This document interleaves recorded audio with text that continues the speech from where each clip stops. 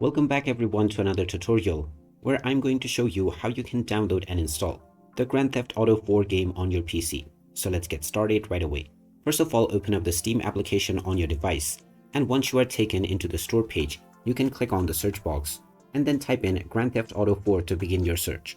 Once you find the game, you can click on it, and this will take you into the game page where you can check out the trailer as well as the reviews. Now click on the Add to Cart button, and then you can click on View My Cart to continue towards your payment. Then you can use your Steam wallet balance or any one of the payment methods within the drop-down menu. Now provide the credentials of your chosen payment method, and after you have finalized the transaction, the game will be added to the library. You can then complete the installation with just a few clicks, and then you can start enjoying the Grand Theft Auto 4 game on your PC. So there you have it. That is how easy it is to download and install the Grand Theft Auto 4 game on your PC. If you find this video helpful, don't forget to hit that like button and subscribe to our channel for more useful tips and tutorials. Thanks for watching, and I will see you again in the next video.